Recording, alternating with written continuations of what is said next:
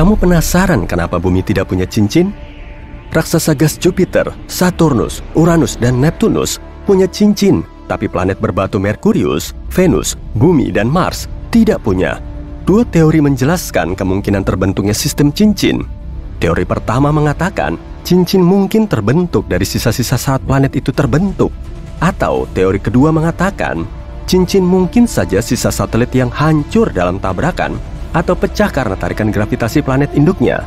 Ilmuwan belum tahu kenapa raksasa gas punya cincin, tapi mereka pikir itu mungkin karena planet ini terbentuk di luar tata surya. Planet berbatu terbentuk di area dalam tata surya kita. Itu sebabnya planet berbatu lebih terlindungi dari kemungkinan benturan dan tabrakan yang bisa membentuk cincin di sekeliling planet.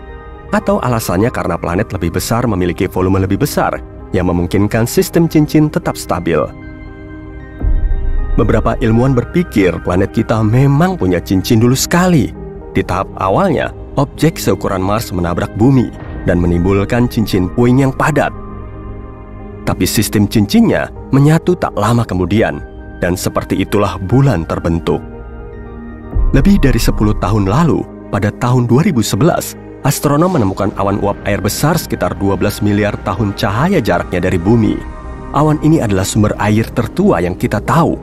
Saat itu, alam semesta baru berumur 1,6 miliar tahun. Sekarang, umurnya adalah 13,8 miliar tahun. Awan unik ini juga sumber air terbesar yang kita tahu. Awan ini menampung 140 triliun kali jumlah air di samudera bumi. Luar biasa.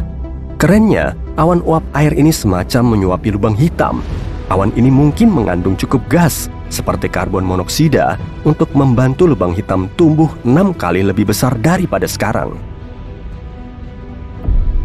Kita semua tahu bumi memiliki satu satelit alami, tapi ada dua lagi asteroid 3753 Carina AA29-2002 yang terkunci ke dalam orbit ko-orbit dengan planet kita. Yang pertama tidak benar-benar mengelilingi bumi, tapi memiliki semacam orbit serempak dengan bumi. Itu sebabnya kelihatannya asteroid ini mengikuti bumi dalam orbit stabil, padahal asteroid ini memiliki jalur sendiri mengelilingi matahari. Satu lagi, AA29-2002 mengikuti orbit tapal kuda yang mengelilingi planet kita. Jalur spesifiknya membawa asteroid ini lebih dekat pada kita setiap 95 tahun.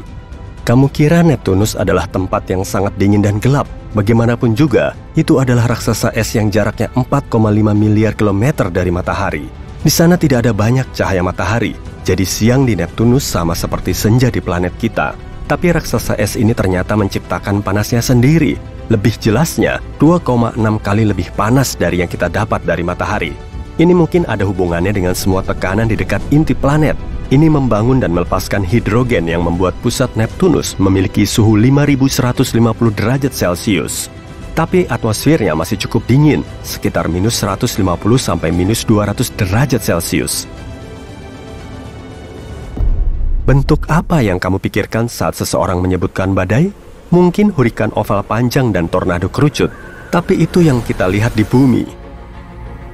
Di kutub utara Saturnus, badai telah berlangsung setidaknya 40 tahun terakhir, dan bentuknya segi 6. Bentuk seaneh itu mungkin ada hubungannya dengan gas turbulen Saturnus, atau mungkin bahkan dengan zonal jet yang membentang berkilo-kilometer ke wilayah bertekanan tinggi. Kamu penasaran kenapa planet tidak berkelip seperti bintang? Kalau kamu ada di luar angkasa, kamu tidak akan melihat bintang berkelip sama sekali. Kita melihat bintang berkelip karena atmosfer bumi. Cahaya berukuran kecil dari bintang menabrak atmosfer. Lalu, atmosfer membiaskan cahaya itu sehingga membuat cahayanya bergerak cepat dalam bentuk zigzag. Itu yang kita lihat sebagai kelap-kelip. Planet terlihat jauh lebih besar bagi kita daripada sekadar titik-titik. Dan ya, cahaya planet juga berliku setelah menabrak atmosfer. Tapi gerakan ini saling menghilangkan, sehingga kita tidak melihatnya berkelip, tapi hanya kilau stabil. Di beberapa wilayah, kamu bisa melihat perubahan suhu yang besar. Misalnya di Montana, dalam satu hari, suhunya bisa naik dari minus 48 derajat menjadi 7 derajat Celcius. Kelihatannya banyak, tapi itu tak seberapa dibandingkan Merkurius yang suhunya cenderung beragam, sampai 540 derajat Celcius. Pada malam hari, suhunya minus 170 derajat. dan akhirnya naik mencapai 430 derajat Celcius pada siang hari. Bayangkan pakaian yang harus kamu siapkan untuk berkunjung 24 jam ke Merkurius. Kenapa atmosfer bumi tidak hilang keluar angkasa?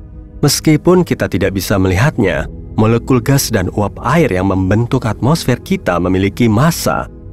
Dengan demikian, semua molekul ini merasakan tarikan gravitasi bumi, seperti kita. Molekul ini memang bisa lepas jika punya cukup energi.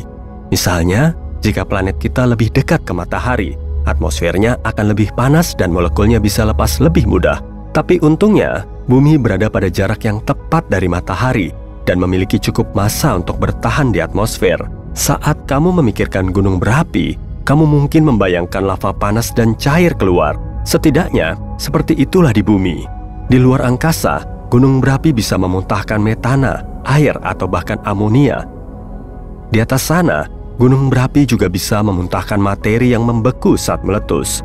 Lalu, itu menjadi uap beku dan semacam salju vulkanis. Itu hal umum di satelit Jupiter, Europa, dan Io. Juga di Pluto dan satelit Saturnus, Titan. Ini disebut cryovolcano. Dan Io memiliki gunung berapi yang sangat aktif. Di sana, kamu akan melihat ratusan lubang dengan gumpalan uap beku yang cenderung membentang sejauh 400 km. Dan wahana NASA bahkan pernah mengabadikan beberapa gunung berapi meletus secara langsung. Dar! Planet, satelit, asteroid, komet, bintang, semuanya bisa bertabrakan. Dan galaksi juga. Galaksi kita, Bima Sakti, berjarak 2,5 juta tahun cahaya dari Andromeda, tetangga galaksi terdekat kita. Para astronom percaya Bima Sakti berada dalam jalur tabrakan yang akan menghancurkan kedua galaksi di masa depan. Atau setidaknya, galaksi seperti yang kita tahu. Dua galaksi maju semakin cepat ke arah satu sama lain. Kecepatannya sekitar 402.000 km per jam. Itu akan kacau. Banyak planet dan bintang tidak akan selamat dari tabrakan itu. Pada akhirnya dua galaksi ini akan menyatu dan menjadi galaksi baru yang tidak dikenal. Tapi ini biar nggak terlalu tegang, ilmuwan berasumsi ini baru akan terjadi 4 miliar tahun lagi. Kalau kamu ingin menyatukan dua logam, kamu sudah tahu satu-satunya cara untuk melakukan itu adalah memakai panas, agar keduanya bisa mencapai titik leleh. Di luar angkasa, kamu tidak butuh panas untuk melakukan itu, atau pada dasarnya tidak perlu melakukan apa-apa. Kita menyebutnya pengelasan dingin. Fenomena ini terjadi saat kamu saling menggesekkan logam.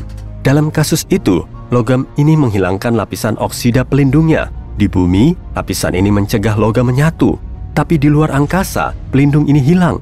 Itu sebabnya elektron dari satu logam mengalir ke dalam logam lain. Dan ini hasilnya, ini tanpa usaha.